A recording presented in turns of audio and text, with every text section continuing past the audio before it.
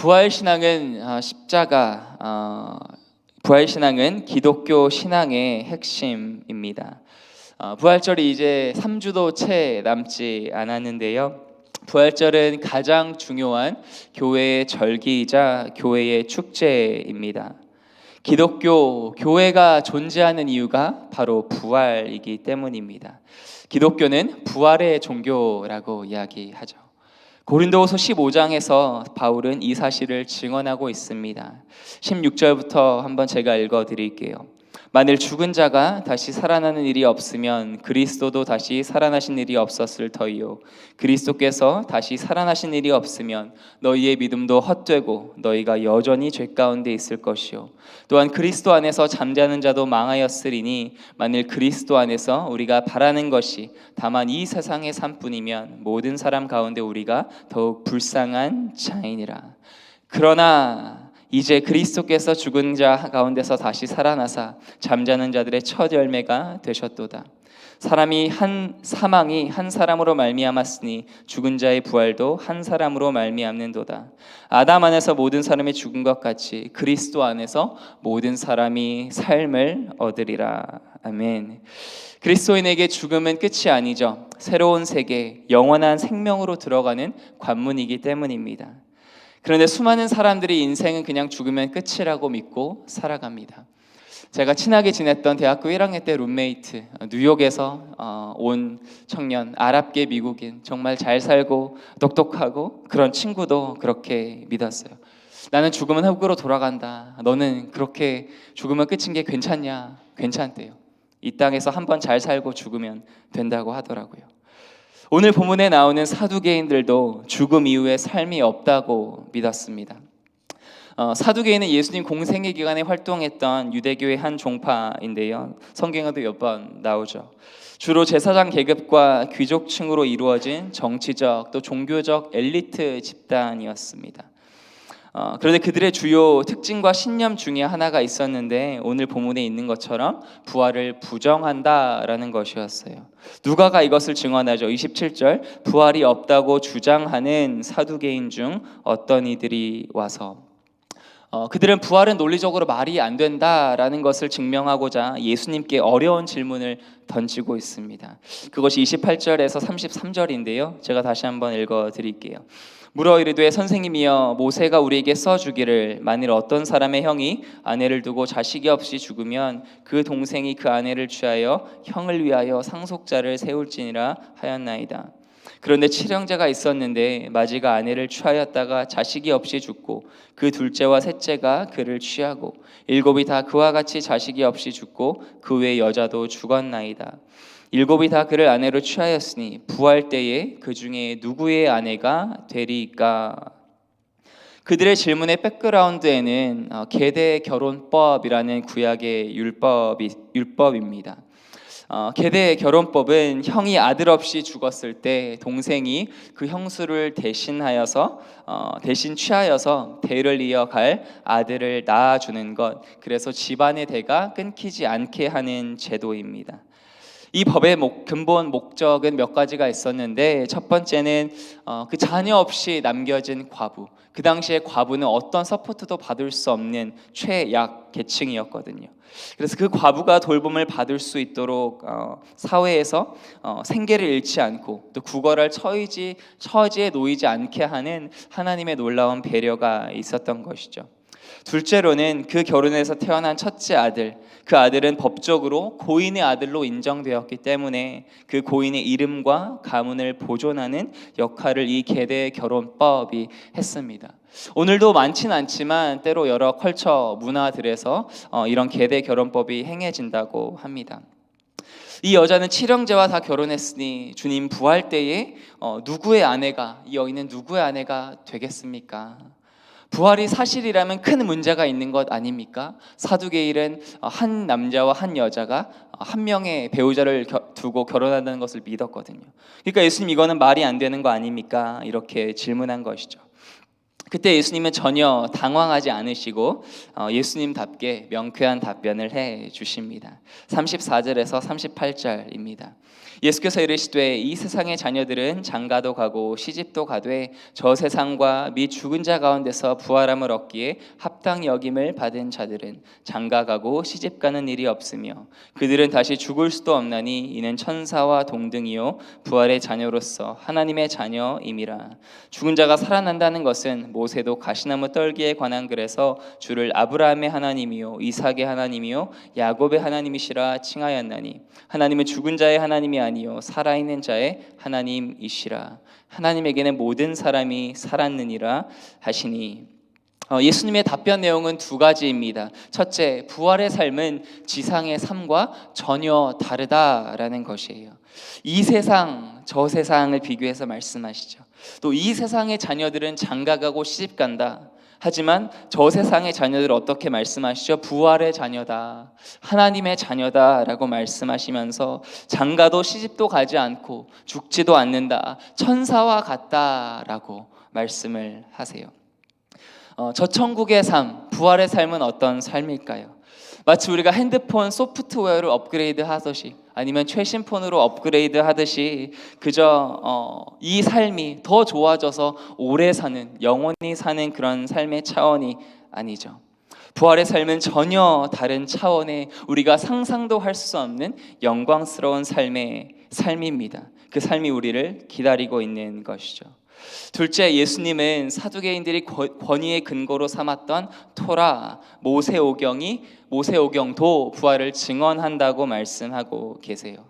나는 내 조상의 하나님이니 아브라함의 하나님, 이삭의 하나님, 야곱의 하나님이니라. 이것은 하나님이 모세에게 출애굽기 3장에 나타나셔서 그분을 계시하셨던 것이죠. 예수님의 요점은 이것입니다. 하나님께서 자신을 세 족장의 하나님, 아브라함, 이삭, 야곱의 하나님으로 모세에게 이렇게 나타나셔 말씀하셨다면, 하나님이 모세에게 말씀하실 때 이들은 이미 오래전에 죽었었잖아요. 그러니까 그들은 여전히 살아 있어야 한다는 것이죠. 또한 자신이 택하신 이스라엘 백성을 하나님께서 영원히 노예로 벌어두지 않으시고 그들을 구원하신 것처럼 하나님께서는 택하신 그의 백성을 스올의 권세, 죽음의 권세 아래 두지 않고 부활을 통해 죽음에서 구원하신다라는 것을 이 모세의 예를 통해서 말씀하고 계십니다. 우리는 이 본문을 통해 무엇을 깨닫고 하나님께서는 어떤 것을 우리에게 말씀하고 계실까요? 한 가지 적용 질문이 제 이 머릿속에 계속 들었던 것은 이것입니다. 나는 정말로 부활 소망을 가지고 이 땅을 살아가고 있는가? 나는 정말 부활 소망을 가지고 이 땅을 살아가고 있는가? 정말 이 세상보다 내가 갈 저 세상을 사모하며 살아가는가? 혹시 부활을 믿는다고는 하지만 이곳이 좋사오니 주님 지금 너무 좋습니다. 이곳이 좋습니다. 그렇게 말하며 이 세상의 것들에 집착하는 실용적 사두개인은 아닌가? 사두개인처럼 우리는 부활을 부정하지는 않을 것 같아요. 여기 계신 분들은 모두 부활을 믿는 줄로 믿습니다. 그러나 이론적으로는 부활을 인정하지만 실제 삶에서는 부활을 전혀 생각하지 않고 하루하루를 살아가는 사람, 부활을 주장하긴 하고 부활을 믿지만 부활을 안 믿는 사람의 삶과 비교했을 때 별반 차이가 없는 사람, 바로 실용적 사두개인입니다. 그런데 사도 바울은 달랐어요. 부활 소망은 그의 삶의 태도와 목표를 완전히 뒤바꿔 놓았습니다. 빌립보서 1장에서 바울은 이렇게 고백하죠. 나의 간절한 기대와 소망을 따라 아무 일에든지 부끄러워하지 아니하고 지금도 전과 같이 온전히 담대하여 살든지 죽든지 내 몸에서 그리스도가 존귀하게 되게 하려 함이니 이는 내게 사는 것이 그리스도니 죽는 것도 유익함이라. 그러나 만일 육신으로 사는 이것이 내 일의 열매일진데 무엇을 택해야 하는지 나는 알지 못하노라. 내가 그 둘 사이에 끼었으니 차라리 세상을 떠나서 그리스도와 함께 있는 것이, 여기가 키포인트죠, 훨씬 더 좋은 일이라. 그렇게 하고 싶으나 내가 육신으로 있는 것이 너희를 위하여 더 유익하리라. 부활 소망, 이 세상이 아닌 저 세상의 소망을 두고 살았던 바울은 이 세상에 더 이상 미련이 없었어요. 이 땅에서 하루를 더 살아간다면, 하나님께서 은혜를 주셔서 하루를 더 살아간다면 그것은 오직 복음을 위함이요 교회와 성도를 위함이었습니다. 부활 소망을 가지고 살아가는 저와 여러분의 삶은 어떠신가요? 바울과 같은 이런 고백을 할 수 있을까요? 켄 스미스 목사님이란 분이 있습니다. 참 귀한 사역을 하시고 작년에 97세의 나이로 사망하신 목사님인데, 이분의 아내 플로이 사모님은 목사님보다 좀 일찍 2017년도에 하나님 품으로 가셨습니다. 플로이 사모님이 2017년에 60년이 넘는 그 결혼 생활 끝에 이제 세상을 떠나셨을 때 많은 사람들이 목사님 어떡하지? 우리 목사님 위로해 드려야겠다. 그렇게 많이 찾아오셔서 이렇게 목사님께 물으셨대요. 목사님, 천국에서 아내와 다시 만날 날이 기대되지 않으세요? 그러자 목사님은 이렇게 대답하셨습니다. 나는 천국에서 아내가 없습니다. 하지만 그곳에서 온전히 그리스도와 연합되는 것을 정말 기대하고 있습니다. 오늘 본문에 근거한 것이죠. 여러분, 천국에서는 결혼이 없어요. 아내가 떠난 후 결혼 반지를 계속 끼고 있어야 할지 말지 고민하던 목사님은 자신과 아내가 맺었던 서약을 그 순간 떠올리셨습니다. 죽음이 우리를 갈라놓을 때까지, 우리가 함께 살아가는 동안. 목사님은 자신의 결혼이 아내의 죽음으로 중단된 것이 아니라 완성되었음을 깨닫게 되었습니다. 그래서 그날 반지를 빼기로 결심하셨어요. 그런데 놀랍게도 그것이 내게 엄청난 위로와 평안 그리고 감사함을 가져다 주었습니다. 그렇게 고백하고 있습니다. 부활 소망은 저와 여러분에게 어떤 의미를 주나요? 60년을 함께한, 저는 상상도 안 돼요. 60년을 함께 산 아내가 먼저 간다며 저는 아내한테 내가 먼저 가야 된다 이렇게 얘기하거든요. 네, 이기적이죠. 저는 그렇게 혼자 살기 너무 힘들 것 같아요. 근데 60년을 함께한 배우자가 이 세상을 떠나 깊은 슬픔 가운데 있어도, 천국에서 부부로 다시 살지 못해도 사랑하는 주님, 그 주님과 온전히 연합하게 된다는 사실이 여러분의 가슴을 뛰게 하나요? 오늘 본문의 메인 포인트는 아니지만 좀 엉뚱한 생각이 들었어요. 그 사두개인들이 했던 그 질문이 있잖아요. 하나님의 말씀에 순종했지만 대를 이을 자식을 낳지 못했던 7 형제가 있습니다. 그 신명기 25장 말씀으로 돌아가면 이 법은 하나님께서 이스라엘 백성에게 주신 것이지만 노를 할 수 있었어요. 저는 이 형의 아내를 아내로 맞이하기 싫습니다. 이렇게 노할 수 있었어요. 물론 굉장히 그럼 쉐임풀한 것이었지만 노를 할 수 있었거든요. 그런데 이 6명의 형제들은 하나님의 말씀에 순종해서 또 형을 생각해서 또 이 형수를 생각해서 결혼을 한 거잖아요. 근데 자녀를 못 낳고 다 죽었어요. 하나님한테 섭섭함이 좀 있지 않았을까요? 주님 말씀에 순종했는데 어떻게 자녀를 안 주세요? 그 여인은 어땠을까요?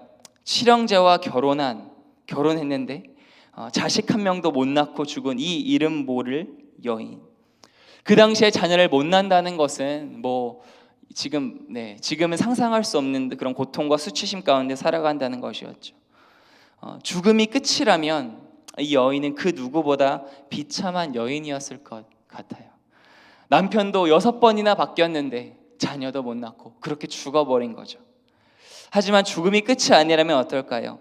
부활함을, 오늘 말씀에 있는 것처럼 부활함을 얻기에 하나님께 합당히 여김을 받은 자라면, 부활의 자녀요 하나님의 자녀라면 이 여인은 고통 가운데서도 위로와 평안을 경험할 수 있지 않았을까요? 여러분, 요한계시록은 종말에 대한 무서운 책이라고 많은 사람들이 생각하죠. 저도 그렇게 생각했습니다. 그런데 아닙니다. 요한계시록은 그 당시 로마 당시 살아가던 그리스도인들을 참 위로하려고 주신 하나님의 위로의 편지예요. 제가 한국에서 그 공군 한 달여의 훈련소 기초 훈련, 군사 훈련을 마치고 2박 3일인가 첫 휴가를 받아서 나왔거든요. 근데 거기서 이제 특기가 정해지게 되는데 시험을 너무 못 봐가지고 헌병이라는 특기를 받았습니다. 제가 헌병했다 그러면 키가 커서, 키 별로 안 크잖아요. 잘생겨서, 그런 게 아니고요. 시험을 못 봐서, 공군은 다 시험 봐서 가거든요. 그래서 시험을 못 봐서 헌병이 되었어요. 그래서 이제 초도 휴가를 2박 3일을 나왔는데 헌병 특기 훈련소로 갈 게 너무 마음이 어려운 거예요. 그래서 첫날 자려고 하는데 둘째 날인가 자려고 하는데 잠이 안 와요. 헌병 어떡하지? 어떻게 이렇게 뻗치고 서 있지? 어떡하지? 그러고 있는데 새벽에 잠이 안 와서 일어났습니다. 아직도 생생해요. 일어나서 그때 울산 집에 있었는데 거기서 그 마루에 있는 책상에 앉았어요. 이상하게 왜 그랬는지 모르겠는데 요한계시록을 폈어요. 1장부터 22장까지 한 2시간 동안 쫙 읽어 내려갔어요. 그런데 여러분 놀라운 일이 일어났습니다. 22장까지 딱 읽었는데요, 하나님의 큰 위로가 제 마음에 찾아왔어요. 새 하늘과 새 땅, 부활의 영광을 바라보니 저를 사로잡고 있던 그 두려움이 사라지는 거예요. 새로운 용기가 생기게 된 것을 경험했습니다. 그래서 헌병 특기 교육을 잘 받고 자대 배치를 받아서 군생활을 잘 마칠 수 있었습니다. 여러분, 부활 소망은 우리에게 참된 위로와 평안을 줍니다. 새로운 힘과 용기를 줘요. 영원한 소망과 기쁨을 줍니다. 부활함을 얻기에 하나님께 합당히 여김을 받은 자, 부활의 자녀, 하나님의 자녀로 살아간다는 것이 정말 큰 특권이요 축복인 줄로 믿으시는 여러분 되시기를 축복합니다. 말씀을 마무리하겠습니다. 부활 신앙은 기독교 신앙의 핵심입니다. 부활이 없다면 우리가 하는 모든 신앙생활, 바울이 한 것처럼 정말 헛된 것이에요. 그런데 그저 믿는 것이 아니라 정말 그 믿은 대로 살아냈으면 좋겠습니다. 부활은 진리이기 때문이죠. 그래서 우리는 어떤 고난이 찾아와도 결코 낙심하지 않습니다. 7번 넘어져도 8번 일어나는 것이 그리스도인이에요. 아니, 비록 이 땅에서 못 일어날 수 있습니다. 그래도 우리는 저 천국에서 영광스러운 부활의 몸을 입고 다시 일어날 것입니다.